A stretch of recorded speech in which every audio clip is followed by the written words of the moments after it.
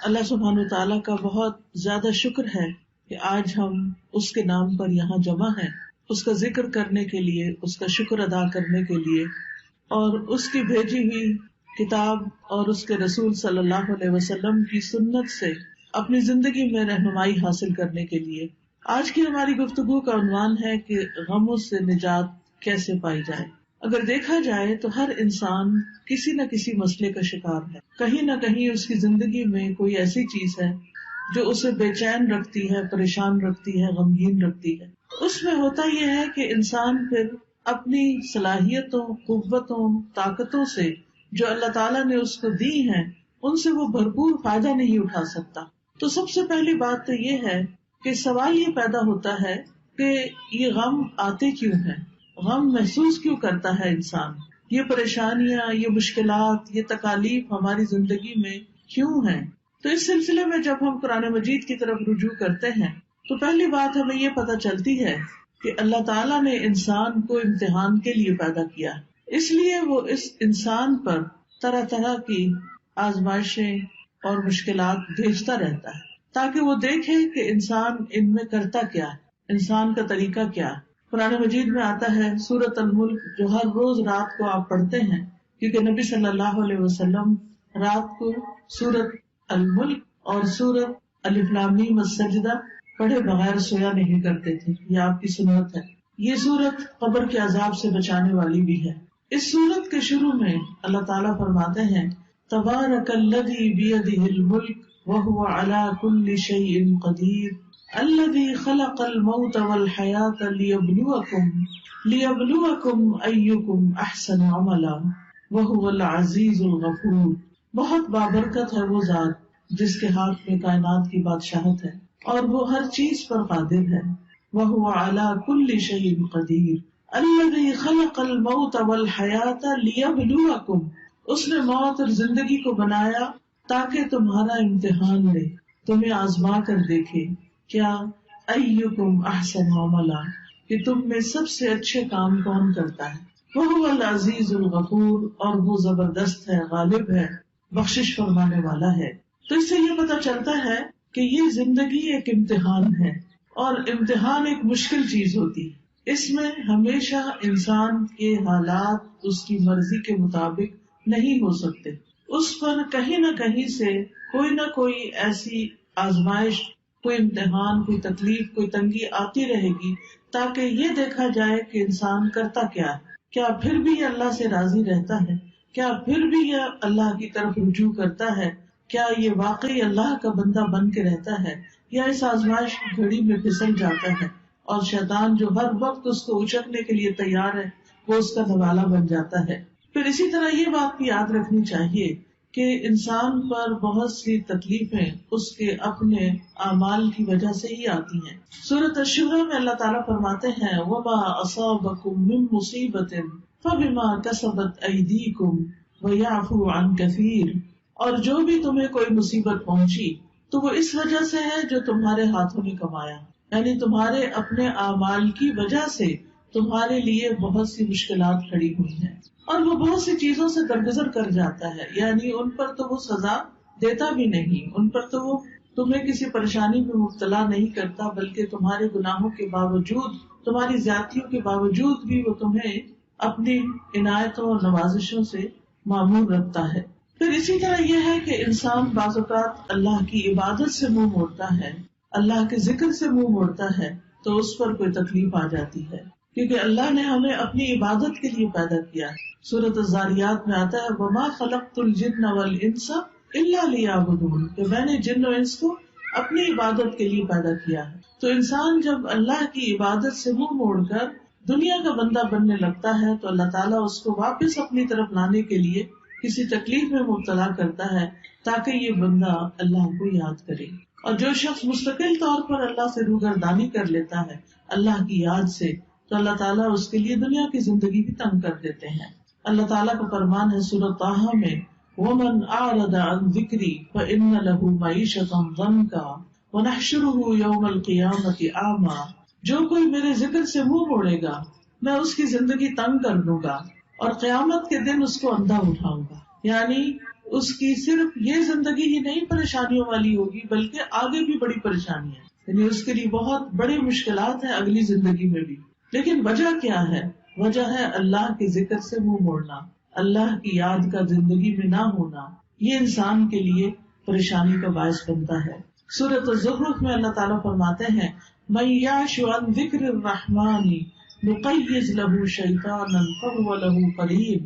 جو شخص رحمان کے ذکر سے آنکھیں بند کر لیتا ہے ہم اس پر شیطان مسلط کر دیتے ہیں جو اس کا ساتھی بن جاتا ہے، اور شیطان پھر اس کو اللہ کے راستے سے روکتا ہے. جب انسان اللہ کا راستہ چھوڑ دیتا ہے اور اللہ کی نافرمانیاں کرنے لگتا ہے تو اللہ تعالیٰ پھر اس پر کوئی نہ کوئی امتحان بھیج دیتا ہے تاکہ یہ بندہ سوچے، غور کرے اور واپس اللہ کی طرف پلٹے. جب انسان اللہ کی عبادت سے روگردانی کرتا ہے تو دنیا میں بھی محتاجی کا شکار رہتا ہے، خواہ اس کے پاس بہت کچھ بھی ہو لیکن اس کے دل کی محتاجی اور پریشانی نہیں جاتی. حدیث میں آتا ہے اللہ سبحانہ و تعالیٰ فرماتے ہیں، حدیث قدسی ہے، صحیح ترمذی کی روایت ہے، اے ابن آدم تم اپنے آپ کو میری عبادت کے لیے فارغ کر لو، میں تمہارے دل کو بے نیازی سے بھر دوں گا اور تمہاری محتاجی دور کر دوں گا.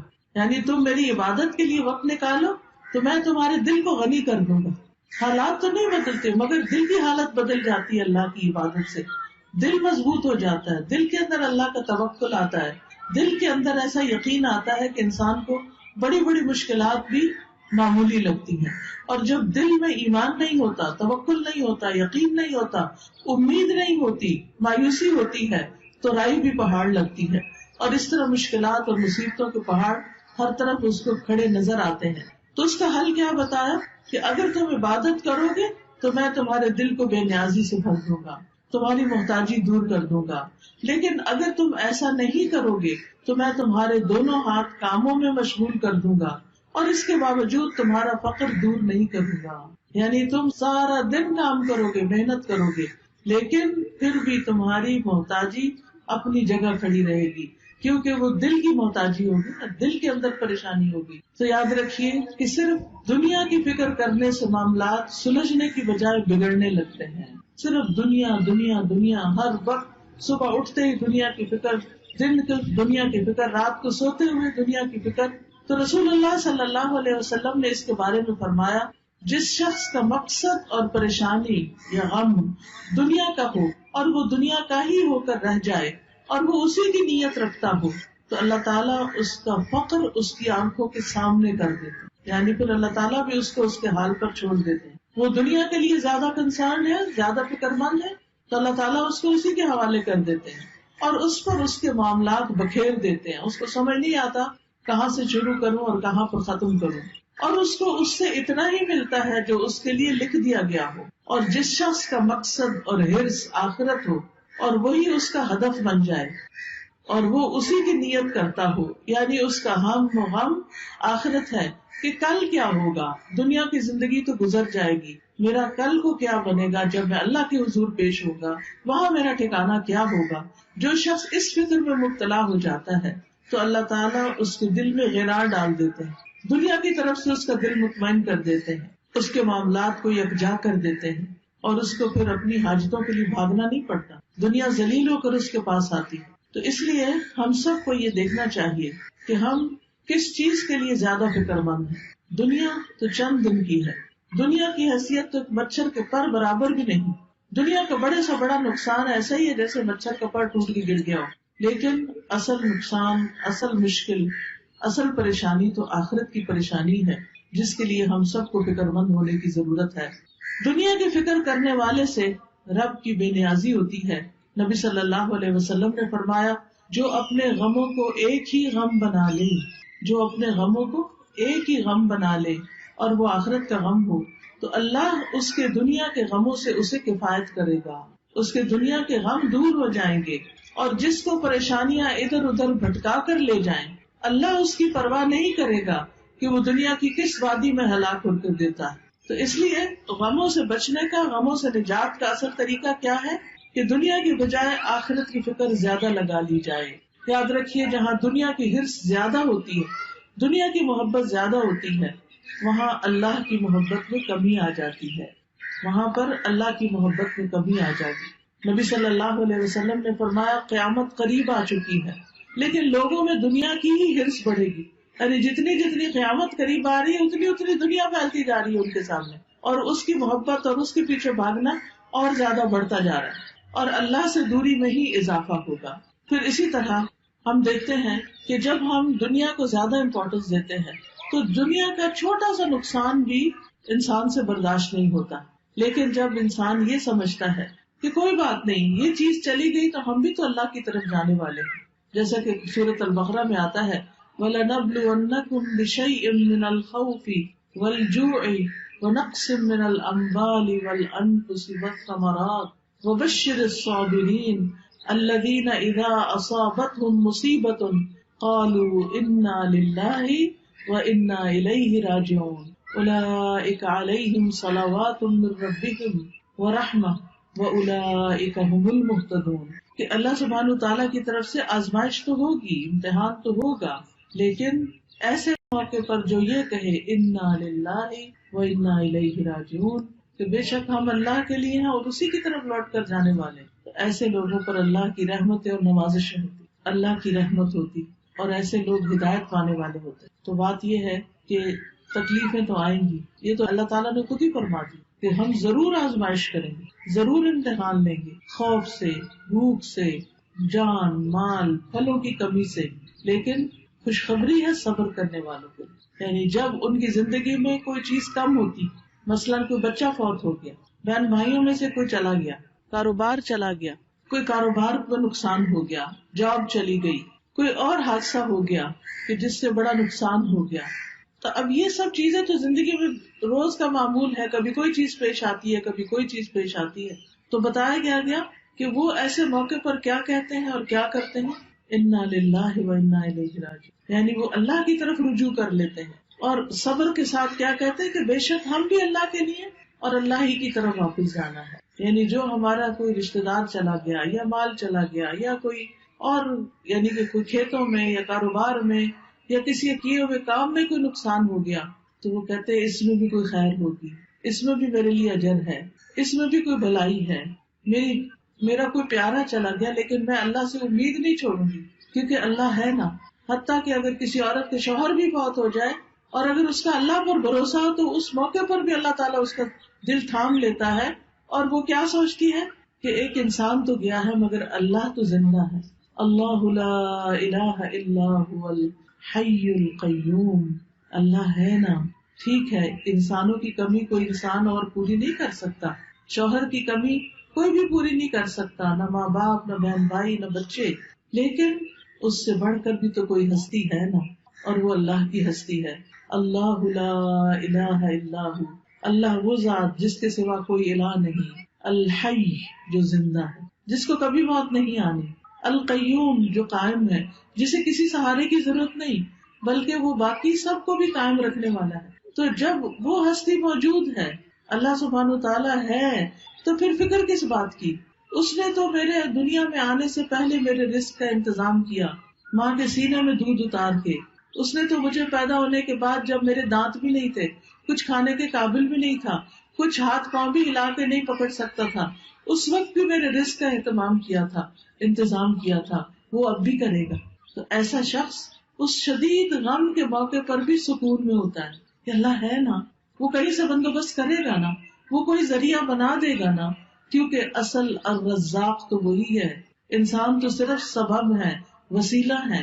ایسا شخص کبھی بھی دل نہیں ہارتا، ایسا شخص کبھی بھی اپنے حواس نہیں کھوتا، ایسا شخص کی زندگی سے کبھی امید نہیں جاتی۔ اور آپ نے دیکھا ہوگا کہ کتنے ہی بچے ہیں جو یتیم پلے ہیں لیکن وہ بڑے بڑے لوگوں سے آگے نکل گئے، دنیا کی بڑی بڑی مشہور ہستیاں بن گئے۔ باپ کی کمی سے ان کی زندگی میں سب کچھ ختم نہیں ہو گیا، اللہ نے دوسرے ذرائع سے ان کی مدد کی، کیونکہ اصل اسباب تو اللہ کے ہاتھ میں ہے اور تمام چیزیں وہی پوری کرنے والا ہے۔ یاد رکھیے، اللہ کے پاس ہر مسئلے کا حل ہے، وہ ہر چیز پر قدرت رکھتا ہے، لہذا رنج اور غم سے، مشقت اور پریشانی سے نجات پانے کے لیے سب سے پہلا کرنے کا کام کیا ہے؟ اللہ پر بھروسہ، اللہ سے مضبوط تعلق، اللہ پر ایمان، یقین، توکل، اس سے امید، اسی کا ڈر اور اسی کی طرف لوٹ کر جانے کی فکر. یاد رکھیے دنیا کے سارے خزانے اللہ کے ہیں، سارے خزانوں کا مالک وہ ہے. وَلِلَّهِ خَزَائِنُ السَّمَاوَاتِ وَالْأَرْضِ وَلِلَّهِ مُلْكُ السَّمَاوَاتِ وَالْأَرْضِ. آسمانوں کی بادشاہت، زمین کی بادشاہت ساری کی ساری اللہ کے پاس ہے. وَاللَّهُ عَلَى كُلِّ شَيْءٍ قَدِيرٌ. اور اللہ ہر چیز پر پوری طرح قادر ہے، پوری قدرت رکھتا ہے. لہذا کیا یقین رکھنا ہے کہ سارے خزانے تو اس کے پاس ہیں، مجھے اس سے مانگنے ہیں. لہذا انسان سب انسانوں سے نظر ہٹا کے اللہ سبحانہ تعالیٰ کی طرف امید رکھتا ہے، اس سے مانگتا ہے. یا اللہ تو میرا رازق ہے، تو پتھر کے اندر ایک کیڑے کو بھی رزق پہنچاتا ہے، تو کیا مجھے نہیں رزق دے سکتا؟ آسمان و زمین کی مخلوق کو دے رہا ہے، تو دن رات دے رہا ہے اور کوئی کمی نہیں واقع ہوتی تیرے رزق میں، تو کیا مجھے نہیں دے سکتا؟ تو مجھے بھی دینے والا ہے. لہٰذا جو شخص اللہ پر یقین رکھتا ہے وہ ہر غم، ہر تکلیف میں اللہ کی طرف رجوع کرتا ہے، اللہ کی طرف پلٹتا ہے، اور اس کو یہ یاد رہتا ہے کہ ہر مسئلے کا حل اللہ کے پاس ہے. اللہ سبحانہ تعالیٰ کے سامنے اپنی حاجتیں رکھے، سجدے میں رو کر پکارے اس کو کہ اللہ تو مدد کر. کوئی بھی مسئلہ ہے جو آپ کا، اس کو سامنے رکھ کے، کیونکہ اللہ تعالیٰ فرماتے ہیں اَمَّن يُجِيبُ الْمُضْطَرَّ إِذَا دَعَاهُ وَيَكْشِفُ السُّوءَ. بھلا کون ہے جو لاچار کی فریاد رسی کرتا ہے جب وہ اسے پکارتا ہے اور اس کی تکلیف کو دور کرتا ہے؟ کوئی اور ہے؟ نہیں، کوئی بھی نہیں. آپ دیکھیں کہ جب انسان غمگین ہوتا ہے، دکھی ہوتا ہے، پریشان ہوتا ہے، اس کی آنکھوں سے آنسو جاری ہوتے ہیں، تو پاس پڑے ماں باپ بھی سو رہے ہوتے ہیں، باقی دنیا بھی آرام کر رہی ہوتی ہے، ہر کوئی اپنے مسئلوں میں پریشان ہوتا ہے، لیکن آپ کا رب جاگتا ہے. لا تأخذہ سنۃ ولا نوم. نہ اس کو اونگ آتی ہے، نہ اس کو نیند آتی ہے. سب سوتے ہیں لیکن وہ جاگتا ہے. وہ رات کو بھی، وہ دن کو بھی، وہ صبح بھی، وہ شام بھی آپ کی دعائیں سنتا ہے.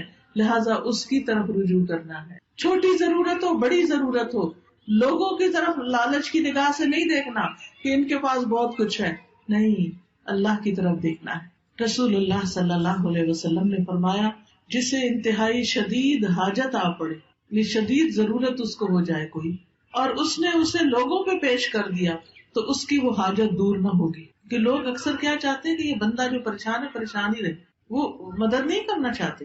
لوگ عموماً دوسروں کو دکھی دیکھ کے خوش ہوتے ہیں. تو اس لیے جب کوئی ضرورت پیش آئے سب سے پہلے اللہ سے دعا کریں، پھر اللہ لوگوں کے دل میں ڈالے گا کہ وہ مدد کریں آپ کی. تو حدیث میں آتا ہے کہ جسے انتہائی شدید حاجت آ پڑے اور اسے اس نے لوگوں پر پیش کر دیا تو اس کی وہ حاجت پوری نہ ہوگی، اور جس نے اسے اللہ پہ پیش کیا تو ان قریب اللہ اسے بے پرواہ کر دے گا. یا تو جلد ہی موت آ جائے گی، دنیا کے بکھیڑوں سے ہی جان چھوٹ جائے گی، یا جلد ہی غنی ہو جائے گا اور انسانوں کی ضرورت نہ رہے گی. آپ کو خوف آتا ہے کہ پتہ نہیں کیا ہوگا، پتہ نہیں بڑھاپے میں کون ہمیں دیکھے گا، ہمارے لیے روزی کا انتظام کیا ہوگا، ہماری ضروریات پوری کہاں سے ہوں گی. تو فوراً کہا کرے اللہ تو میرا رب ہے نا، تو ہی میرے سارے انتظام کرے گا، مجھے انسانوں سے نہیں تجھ سے توقع ہے.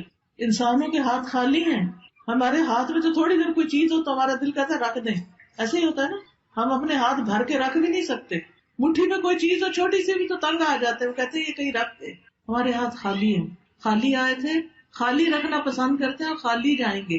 بھرے ہوئے ہاتھ تو اللہ کے ہیں، تو ان سے کیوں مانگتے ہیں جو خالی ہاتھ؟ ان سے کیوں توقع ہے جن کے پاس کچھ نہیں؟ اس سے کیوں نہیں توقع رکھتے جس کے پاس سب کچھ ہے؟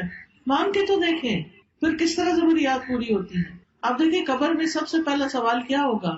من ربو کا، تیرا رب کون ہے؟ اور رب کون ہوتا ہے؟ جو پیدا بھی کرتا ہے، جو رزق بھی دیتا ہے، جو ساری ضروریات پوری کرتا ہے. تو اگر ہم اس دنیا میں، اس زندگی میں رب کو رب مانیں گے تو تبھی جواب دے سکیں گے نا. تو اکثر کہا کرے اللہ تو میرا رب ہے، تو ہے نا، تو یہ بھی کام کر دے گا میرا، تو یہ بھی مشکل آسان کر دے گا میری. زندگی میں کوئی مشکل ہی نہیں رہے گی جب آپ رب کو پکارتے رہیں گے، جب رب کو پہچان لیں گے تو کوئی غم نہیں رہے گا. انبیاء کا طریقہ یہ تھا کہ وہ اپنے غموں کی فریاد، اپنے دکھوں کی داستان اپنے رب کو ہی سناتے تھے. حضرت یعقوب علیہ السلام سے جب یوسف علیہ السلام دور کر دیے گئے اور وہ ان سے بے پناہ محبت کرتے تھے، تو آپ سوچ سکتے ہیں کہ جس سے انسان محبت کرتا ہو وہ اگر دور چلا جائے تو انسان کے لیے کتنا دکھ اور تکلیف ہوتی ہے، کتنی پریشانی ہوتی ہے، لیکن انہوں نے شکوہ بندوں سے نہیں کیا، کہا انما اشکو بثی وحزنی الی اللہ، کہ میں اپنے غم اور دکھ کی فریاد صرف اللہ کی جناب میں پیش کرتا ہوں. جب تکلیف آئے اللہ کے آگے سجدے میں گر پڑے، نفل پڑھے، روئیں، سجدے میں گڑ گڑا کے دعائیں مانگے، اللہ پہ بھروسہ کریں. اللہ تعالیٰ فرماتے ہیں وَمَن يَتَوَكَّلْ عَلَى اللَّهِ فَهُوَ حَسْبُهُ إِنَّ اللَّهَ بَالِغُ أَمْرِهِ قَدْ جَعَلَ اللَّهُ لِكُلِّ شَيْءٍ قَدْرًا. اور جو شخص اللہ پر بھروسہ کرے تو وہ اسے کافی ہے، اللہ اپنا کام پورا کر کے رہتا ہے. بلا شبہ اللہ نے ہر چیز کا ایک اندازہ مقرر کر رکھا ہے، ہر چیز کا ایک وقت ہے. اب مثلاً آپ کے صحن میں اگر بہت بڑا بھی درخت ہے پھل کا، مثلاً آج کل سردیوں کا موسم ہے اور آپ کے صحن میں آم کا بہت بڑا درخت ہے، آپ کے ابھی آم لگ جائیں تو ابھی تو نہیں لگیں گے. ہاں اگر آپ صبر کریں گے، انتظار کریں گے تو 6 مہینے بعد آپ بہترین آم کھائیں گے. اسی طرح ہر کام کا ایک وقت ہوتا ہے. مثلاً کسی کی اولاد نہیں تو وہ اولاد کے لیے پریشان رہتا ہے، تو اس کا ایک وقت ہے. اور اگر اللہ نہیں دینا چاہتا تو اس کے پیچھے بھی کوئی حکمت ہے، کوئی مصلحت ہے، کوئی فائدہ ہے، کوئی وجہ ہے، اس کو پتا ہے، ہمیں نہیں پتا کہ وہ ہمیں اولاد کیوں نہیں دے رہا. پھر اگر اولاد ہے اور اس کا کوئی غم ہے یا تکلیف ہے، اس کی وجہ سے ہم دکھی ہیں، تو اس پر بھی اللہ پہ بھروسہ کریں کہ یہ وقت بھی گزر جائے گا، اس کی کوئی وجہ ہے. آپ دیکھیے کہ جو ایک کچا برتن ہوتا ہے اور ایک پکا برتن ہوتا ہے، پکا برتن صرف وہ ہوتا ہے جسے آگ میں تپایا جائے. اللہ بندے کا ایمان بھی مضبوط کرنے کے لیے بعض اوقات اس کو مشکلات کی بھٹی میں تپاتا ہے، پکاتا ہے، پکا ہو جائے بندہ، استقامت آ جائے اس میں، وہ اللہ کا بندہ بن جائے، وہ سب سے مایوس ہو کر وہ اللہ ہی سے امید رکھے. تو اس لیے ایسے موقع پر انسان کو پریشان نہیں ہونا چاہیے، اللہ کی طرف رجوع کرنا چاہیے.